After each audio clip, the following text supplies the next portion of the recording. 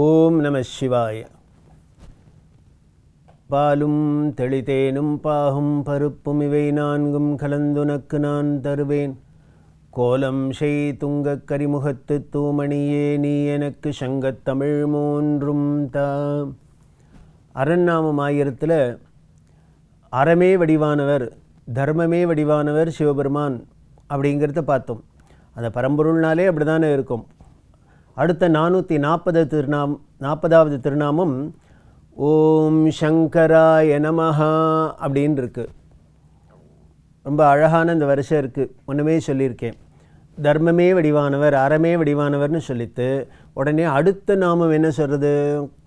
சங்கராய நமஹா அப்படின்னா சங்கரன் சங்கரன் அப்படின்னா இதோட பொருள் சுகத்தை அளிப்பவர், நன்மையை செய்பவர் அப்படின்னு அர்த்தம். ஷம் கரோதீதி சங்கரஹா அப்படின்னு இதுக்கு சொல்லப்பட்டிருக்கு. சம் சம் அப்படின்னாலே சுகம், நன்மை, அதை செய்யக்கூடியவர். சங்கரன் சங்கரன்னா நல்லதை செய்யக்கூடியவன், சுகத்தை செய்யக்கூடியவர், நன்மையை செய்யக்கூடியவர் அப்படின்னு பேர். இந்த சங்கரன்கிற திருநாமம் சிவபெருமானுக்கு எவ்வளவு பிரபலமானது அப்படிங்கிறது நமக்கு பல விஷயத்திலேருந்து தெரிகிறது. சம்போ மூர்த்திர் சரதி புவனே சங்கராச்சாரிய ரூபாக அப்படின்னு ஆதிசங்கரோட அவதாரத்தை பற்றி சொல்கிறதே சங்கர விஜயம் சொல்கிறது. ஆலமரத்துக்கு அடியில் மௌனமாக பெரிய தத்துவமான வேதாந்த தத்துவமான அத்வைதம் அப்படிங்கிறத அகம் பிரம்மாஸ்மி தத்துவமசி அப்படின்லாம் வேதம் மகா வாக்கியத்தில் சொல்கிறது இல்லையா? அதை குறிப்பால் உணர்த்திண்டு தட்சிணாமூர்த்தியாக மௌன குருவாக இருந்தவர் இந்த கலியை உத்தேசித்து எல்லோருக்கும் இதோட இந்த அத்வைத பொருளை தெரிவிக்கணும் அப்படிங்கிறதுக்காக, நன்மையை செய்யணும் அப்படிங்கிறதுக்காக இவர் சங்கரருங்கிற உருவத்தில் நடமாடுகிறார் அப்படின்னு நமக்கு சங்கர விஜயம் சொல்கிறது. வேதமே என்ன சொல்லியிருக்கு? நமக்கபர்தினேச்ச வியுப்தகேஷாயச்ச அப்படின்னு வேதம் ருத்ரத்தில் ஸ்ரீருத்ரம் சொல்கிறது. அதுக்கு காஞ்சி பெரியவர் சொல்கிறார், வேதமே ஆதிசங்கரர் இப்படி வரப்போகிறாருங்கிறத தெரிவிக்கிறது. கபர்த்தி கபர்த்தின்னா ஒரே ஷடாமுடியோடு இருக்கிறவர். யுப்தகேஷன் அப்படின்னா மழிச்ச மொட்டைத்தலையாக இருக்கக்கூடியவர். எங்கேயானு நம்மளோட சிவனோட வடிவத்தை நல்ல தலை மழிச்ச தலையோடு எங்கேயானு மொட்டைத்தலையோடு பார்த்துருக்குமா? எல்லா இடத்துலையும் சிவன்னாலே சடை முடியோடு தான் பார்த்துருக்கோம். ஆனால் வேதம் சொல்கிறது அப்படி இருக்கக்கூடியவர் இப்படியும் வர்றாருன்னா என்னென்ன? அந்த வேத வாக்கியத்தினாலுக்கு மெய்ப்பிக்க தான் சிவபெருமான் என்ன பண்ணாரான்னார், மழிச்ச தலையோட மொட்டைத்தலையோட சந்நியாச உருவத்தில் சங்கரராக வந்திருக்கார் அப்படின்னு சொல்கிறது. எதுக்காக வந்தறிவர்? ஜனங்களுக்கு எது உண்மையான தத்துவம், எது சத்தியம், எதை நாம் பின்பற்றணும் அப்படின்னு தெரியாது தவிச்சுன்னு இருக்கிறது. 72 விதமான துர்மதங்கள் இருந்தது அப்படின்னு 2500 வருஷத்துக்கு முன்னால் எப்படி இருந்ததுன்னு சங்கர விஜயம் சொல்கிறது. அப்படி ஜனங்கள்லாம் குழம்பி இருக்கிறதே, உண்மை எது பொய் எதுன்னு தெரியாத, உண்மை எது பொய் எதுன்னு தெரிஞ்சாலன்னா கூட பரவாயில்ல, அதை விட டேஞ்சர் என்னன்னு பொய்யெல்லாம் உண்மைன்னு நம்புறது. அதுதான் இன்னும் பெரிய கஷ்டம். இப்போ நமக்கு இதுதான் நல்லது இதுதான் கெட்டதுன்னு தெரியலன்னா கூட ஒன்றும் நஷ்டம் நமக்கு மட்டும்தான். ஆனால் இந்த கெடுதல்லாம் நல்லது நினச்சிட்டு நல்லதெல்லாம் கெடுதல்னு நினச்சிட்டோம் அப்படின்னு நாம் அதை பண்ணினோன்னு வச்சுக்கோ, எவ்வளவு டேஞ்சராக போயிடும், எவ்வளவு ஆபத்து. அப்படி தான் ஜனங்கள் பரிதவிச்சுன்னுக்கிறது. என்ன பண்ணும்னா அஜ்ஞானாந்தர் ககனபதிதான் ஆத்ம வித்யோபதேசேஹி திராதும் லோகான் அந்த சங்கர விஜய ஸ்லோகம் சொல்கிறது. அறியாமைங்கிற அடர்ந்த இருண்ட காட்டுக்குள்ளே தவிச்சுன்னு இருக்கிற அந்த ஜீவன்களை காப்பாற்றணும், அவர்களுக்கு நன்மையை செய்யணுங்கிற ஒரு திராதும் லோகான் அப்படின்னா உலகத்தை காக்கணும் அப்படிங்கிற ஒரே ஒரு குறிக்கோளோட நோக்கத்தோட சம்புமூர்த்தி சரதி புவனே சங்கராச்சாரிய ரூபா. அந்த சம்புங்கிற சிவபெருமான், சம்பு அப்படின்னாலே பூன்னாலே விளையிற இடம்னு அர்த்தம். அதனால தான் இதுக்கு பேர் பூமின்னு பேர். எதை போட்டாலும் விளைஞ்சிருதா முளைக்கிறதா, அதனால் சம்பு அப்படின்னா இன்பம் விளையிற இடம் அப்படின்னு அர்த்தம். சம்பு அப்படின்னா என்ன அப்படின்னார், இன்பத்தை விளையிற பூமின்னு அர்த்தம். அந்த சம்புங்கிற மூர்த்தி இன்பமே வடிவானது, சுகமே வடிவானது. சங்கரராக வந்ததாக சொல்லியிருக்கு. அதே மாதிரி நமக்கு திருத்தலங்களில் பார்த்தா சங்கரன் கோவில் அப்படின்னு ரொம்ப பிரபலமான திருத்தலம். கோமதி அம்பிகை சங்கரன் கோவில் அப்படின்னு அங்கே எப்படி இருக்கார் அப்படின்னு ஆச்சரியமான ஒரு திருக்கோவில். இங்கே இந்த திருத்தலத்துக்கு என்ன பெருமை அப்படின்னா, இந்த சிவன் விஷ்ணு ரெண்டு பேரும் சேர்ந்து இருக்கிறது. சங்கர நாராயணன் கோவில் அப்படிங்கிறது தான் சங்கரன் கோவில் அப்படிங்கிறது நமக்கு பேச்சு வழக்கில் சொல்கிறோம். சங்கன் பத்மன் அப்படின்னு நாகர்களில் ரெண்டு பேர். இந்த சங்கன் அப்படிங்கிற நாகருக்கு தீவிர சிவபக்தர். இந்த பதுமன் அப்படிங்கிற நாகன் தீவிர திருமால் பக்தர், விஷ்ணு பக்தர். இவா ரெண்டு பேருக்கும் எப்போ பாரு ஒரு வாக்குவாதம் வரும். என்ன அப்படின்னார், இல்லை என்னோட சிவன் தான் உயர்வு, இல்லை என்னோட பெருமாள் தான் உயர்வு அப்படின்னு ரெண்டு பேருக்கும் வாக்குவாதம் வந்துட்டே இருக்கும். இது இயற்கை போல இருக்குது. யாராக இருந்தாலும் நமக்கு ஒன்று பிடிச்சிருக்கு அப்படின்னா அதுதான் இருக்கிறதுலே உயர்ந்தது அப்படிங்கிறதுல நம்ம தீர்மானமாக இருப்போம். ஒன்றும் அப்படி நமக்கு ஏதோ ஒரு தீர்மானம் வரத்துனால்தான் இதை பிடிச்சிருக்குன்னே தெரியறது. இப்படி இந்த சங்கனும் பதுமனும் வாக்குவாதம் பண்ணிகிட்டே இருக்கா. இல்லை என் சாமி தான் வஸ்தி, இல்லை உன் சாமி தான் வஸ்தி. இப்படி ரெண்டு பேரும் வாக்குவாதம் பண்ணிகிட்டே இருக்கிறது பார்த்தா இதுக்கு ஒரு முடிவு வரணும். அப்படிங்கிறதுனால ரெண்டு பேரும் நேர பார்வதி தேவிகிட்ட போனான். யாரோ ஒரு மூணாவது மனுஷிட்ட தானே போய், ஒரு ஜட்ஜிட்ட தானே போக வேண்டியிருக்கு. அந்த தேவிகிட்ட போய் கேட்குறா, இதில் யார் உயர்ந்தது, யார் சக்திமான், இருக்கிறதுலே அதிக சக்தி உள்ளவர், நீங்கள் சொல்லணும். நீ சொன்னால் ஒத்துக்கிறோம். ஏன்னா யார் பராசக்தி அம்பிகை, அதனால் நீங்கள் சொல்லுங்க. இவா ரெண்டு பேருக்குள்ளே சிவன் உயர்வா, சக்தி உள்ளவரா, மிகுந்தவரா, இல்லை திருமால் உயர்ந்தவரா, சக்தி மிகுந்தவரா, நீங்கள் சொல்லுங்க அப்படின்னு பார்த்தா பார்வதி தேவி, இது என்னது இவாளுக்கு இப்படி ஒரு சந்தேகம் வந்துடுத்தோம்.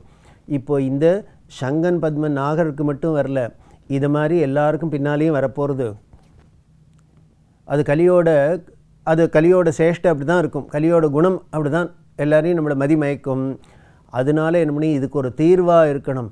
இவர்கள் கேட்டதுனால உலகத்துக்கே ஒரு தீர்ப்பு சொல்கிறாப்பில் இருக்கணும், எல்லாருக்கும் தெரிகிறாப்பில் இருக்கணும். அப்படிங்கிறதுனால என்ன பண்ணால் தேவி சொன்னால், உனக்கு காமிக்கிறேன்னா இதில் ரெண்டுத்தில் யார் உயர்வு அப்படிங்கிறத உங்களுக்கு நிரூபணம் பண்ணி காமிக்கிறாப்பில் பண்ணுறேன் அப்படின்ட்டு என்ன பண்ணினா நேர பராசக்தி தவம் பண்ண ஆரம்பிச்சிட்டா. இன்றைக்கும் இந்த சங்கரன் கோவிலில் ஆடி தபஸ் அப்படின்னு பெரிய திருவிழாவாக நடக்கிறது இல்லையா? எதுக்காக தவம் பண்ணினாம்பாள்னா இதைத்தான் நமக்கு தெரிவிக்க. சிவன் பெரியவரா, திருமால் பெரியவரா, இதில் யார் சக்தி அதிகம் அப்படிங்கிறத நமக்கு நிரூபிக்க ரெண்டு பேரையும் குறித்து தவம் பண்ணுறா. பார்வதி தேவிக்கு ஒன்றோ கணவர், இன்னொன்னோ அண்ணா. எந்த பெண்ணுக்கு யாரை விட்டு கொடுப்பா?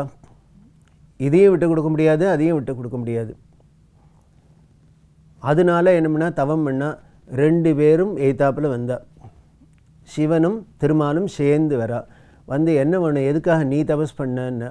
வேறு ஒன்றும் இல்லை, மாதிரி இந்த சங்கன் பத்மன்கிற ரெண்டு நாகர்களுக்கு வந்துடுத்தோ, அவள் கேஸ் இப்போ என்கிட்ட வந்துடுத்தோ, இதில் யார் உயர்வு சக்திமான்கிறது சொல்லணுங்கிறா. அதனால் நீங்கள் ரெண்டு பேரும் சமசக்தி உடையவர்கள் தான், ரெண்டு பேரும் ஒன்று தான், ஈக்குவல் தான் அப்படிங்கிறத அவர்களுக்கு தெரிய வைக்கிறதோடு இல்லை, இந்த உலகம் முழுக்களும் தெரிய வைக்கணும் எப்பொழுதும். அதனால் நீங்கள் அப்படி ஒரு உருவமாக இங்கே அவர்களுக்கு முன்னால் வரணும் அப்படின்னு வேண்ட சங்கர நாராயணராக வந்தார். ஒரு ஆளில் ஒரு பக்கம் பாதி, இன்னொரு பக்கம் பாதி அப்படின்னு, ஒரு பக்கம் அங்கே திருமால், ஒரு பக்கம் சிவன், இப்படி இருக்கார் இந்த கோலத்தில். அப்படின்னா ஒரு ஆள் இருக்கும் அப்படின்னா எனக்கு இடது பக்கம் உயர்வா வலது பக்கம் உயர்வான்னு எப்படி சொல்கிறது? ரெண்டு பக்கம் சேர்ந்தால் தான் முழுசாகவே பூர்ணமாக ஆறுது, ஒரு ஆளாகவே ஆக முடியும். அதனால் இது உயர்வு அது தாழ்வுன்னு சொல்லவே முடியாது. அப்போ ரெண்டும் இருவரும் சமசக்தி உடையவர் தான் அப்படிங்கிறத இந்த சங்கன் பத்மன்கிற இந்த பக்தர்களுக்கு, நாக பக்தர்களுக்கு நிரூபிக்கிறதுக்காக அம்பிகையே வேண்ட இங்கே சங்கரநாராயண உருவத்தில் வந்தார் அப்படின்னு சொல்லப்பட்டிருக்கு. இதை விட என்ன நமக்கு நன்மை செய்யணும்? இதை விட என்ன பெரிய நன்மை இருக்குது? அப்படி அந்த சங்கரன் கோவிலில் இருக்க.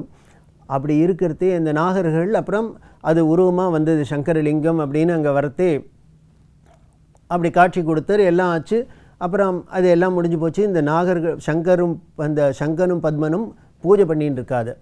அப்படி பூஜை பண்ணிட்டு இருக்கிறதே பல காலங்களாச்சா காலப்போக்கில் அது அப்படியே புத்தால் மூடி போயிடுது. அந்த இருந்த அந்த சிவலிங்கம் முழுக்களும் சங்கரலிங்கம் புத்தால் மூடி போச்சு. அது இருந்த இடம் தெரியாத போச்சு. அப்படி இருக்கிறது அதை திருப்பி வெளியில் கொண்டு வரணுமே. இன்றைக்கி நாமெல்லாம் போய் பார்க்குறாப்புல இருக்கணுமே. அது புத்து மொழி எல்லாம் போயிடுத்துன்னா உலகத்துக்கு திருப்பி நமக்கு இதே சண்டை தானே வரும். அதனால் என்ன பண்ண, ஒரு தேவியோட சாபத்துக்கு ஆளானார் மணிகிரீவன் அப்படிங்கிற ஒரு தேவன். என்ன சாபம் அப்படின்னா, புன்னைவன காட்டில் நீ காவக்காரனாக இருக்கணும் அப்படின்னு. அப்படி இருக்கிறதே இந்த ஏரியாவில் புன்னைவனமாக இருக்கிறதே அங்கே இருக்கிறதே ஒரு நாளைக்கு எதேச்சியாக அந்த காட்டு பக்கமாக போகிறதே அந்த புத்து இருக்குது. புத்தில் ஏதோ பட போக அதுலேருந்து ரத்தம்லாம் வெளிப்பட்டு பார்த்தாக்க உள்ளுக்குள்ளே சிவலிங்கம் அப்படி இருந்தது. அதே மாதிரி உக்ரபாண்டியன் அப்படிங்கிற பாண்டிய ராஜா, அவர் தனம் மதுரையில் மீனாட்சியும் சுந்தரேஷும் தரிசனம் பண்ணுறதுக்கு போகிற வழியில் இந்த காட்டு வழியால் வரத்தே அங்கே அவருக்கு அசரீரி கேட்குறது, இந்த புத்துக்குள்ளே நான் இருக்கேன், எனக்கு திருப்பணி பண்ணு அப்படின்னு. அப்படி பாண்டிய மன்னர்களாலேயும் திருப்பணி பண்ணப்பட்டு அதுக்கப்புறம் இன்றைக்கி நாமெல்லாம் போய் பார்க்கக்கூடிய அளவுக்கு அந்த சங்கரன் கோயிலில் பெருசாக ஒரு திருத்தலமாக இருக்குது. அங்கே சுவாமியே எப்படி இருக்கார், சங்கரலிங்கம் அப்படின்னு சங்கரனாவே அந்த லிங்க வடிவத்தில் அவர் இருந்து அனுகிரகம் பண்ணுறார். இப்படி இவர் இருக்கிறது மட்டும் இல்லை, தானும் திருமாலும் ஒன்று தான், ஒரே சக்தி தான். அந்த ஒரே சக்திக்கு பல பேர் இருக்கும், ஒருத்தருக்கே பல பேர் இருக்கலாம். அவர்கள் செய்கிற காரியத்தை பொறுத்து அவர்களுக்கு பேர் கூட இருக்கும். அதுதானே வழிய வேறு ஒன்றும் இது வேறே இல்லை அது வேறே இல்லை அப்படிங்கிற ஒரு பெரிய தத்துவத்தை, ஒரு பெரிய தெளிவை, ஞானத்தை நமக்கு ஊட்டக்கூடிய திருத்தலமாக இருக்குது. அப்படி இருக்கிறதே ஆச்சரியமாக என்னென்னா, அங்கே அர்த்தநாரீஸ்வரர் எப்படி இருப்பார் அப்படின்னா, பொதுவாக அர்த்தநாரீஸ்வரர் அப்படின்னா வலது பக்கம் சிவன், இடது பக்கம் தான் அம்பிகை இருப்பாள். ஆனால் அந்த இடத்துல பார்த்தாக்க வலது பக்கத்தில் அம்பிகையும் இருக்கிறாப்புல இருக்குது. இப்படிலாம் பல அதிசயங்கள்லாம் நம்ம பார்க்குறாப்புல இருக்குது. இப்படி நமக்கு பல விதத்திலையும் தெளிவை கொடுக்கக்கூடியதுனாலேயே சங்கராய நமஹா அப்படின்னு கொடுக்குற அந்த தெளிவுக்கு பேர் தான் ஞானம். ஞானம் அப்படின்னா என்ன? எல்லா மதங்களும் என்ன சொல்கிறது, கடவுள் ஒருத்தர் தான், ஒன்று தான் சொல்கிறது. ஆனால் இந்த இந்து மதம் மட்டும் பல கடவுளை சொன்னாப்பில் நமக்கு தெரியறது. ஆனால் இங்கே என்ன வேதம் சொல்லிடுத்து, பிரம்மம் சத்தியம், அது ஏகம், அது பிரம்மங்கிறது அதுதான் சத்தியம், பரம்பொருள்ங்கிறது அதுதான் சத்தியம், நித்திய வஸ்து, அது ஒன்று தான், விப்ராஹா பகுனா மதந்தி அப்படின்னு படித்தவர்கள்லாம் அதை பலவா சொல்கிறா அப்படின்னு சொல்கிறது. அதனால் பலவிதமாக சொல்லப்படுறதே வழிய உண்மையான விஷயம் என்னங்கன்னு ஒன்று தான். அப்படி ஒரு தெளிவை, ஞானத்தை கொடுக்கறதுனாலேயே இவருக்கு சங்கரன்.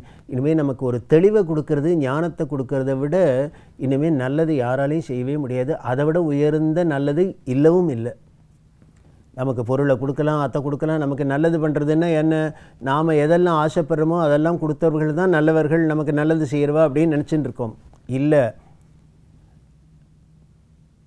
பிரியம் ஹிதம் அப்படின்னு நமக்கு சொல்கிறது சாஸ்திரம் சொல்கிறது. பிரியம்னா நமக்கு விரும்பினதை கொடுக்கறது, ஹிதம் அப்படின்னா நமக்கு எது நல்லதோ அதை கொடுக்கறது. தாயார் என்ன பண்ணுறா, அம்மா என்ன பண்ணுறான்னு, குழந்தைக்கு எப்போ பாரு ஏதான ஸ்வீட்டு சாப்பிட்டுட்டே இருந்தாக்க தான் பிடிக்கும், அதுக்கு பிடிச்சது அதுதான். ஆனால் அம்மா என்ன பண்ணுறா, கேட்குறதையெல்லாம் கொடுக்குறாளா? இல்லை. காரணம் என்னென்ன, இப்படி அளவுக்கு அதிகமாக இதை சாப்பிட்டாக்க இதுக்கு உடம்புக்கு வியாதி வந்துருங்கிறதுனால உடனே மருந்தையும் கொடுக்குறா. மருந்து யாருக்கானு பிடிக்குமா? கொடுக்குறா. அப்போ அந்த மருந்து தான் ஹிதம், இந்த இனிப்பு நமக்கு பிரியம். அதனால் நமக்கு பிரியத்தை பண்ணுறதை விட நமக்கு நன்மையை செய்யக்கூடியது தான் சங்கரன். அந்த நன்மையை செய்யக்கூடியவர் தான் இவராக இருக்கிறதுனால சங்கராய நமஹான்னு சொல்லியிருக்கு. அப்படி நமக்கு நன்மை செய்யக்கூடிய அவர் இன்னும் என்ன பெருமை உடையவருங்கிறத தொடர்ந்து பார்க்கலாம். ஓம் நம சிவாய்.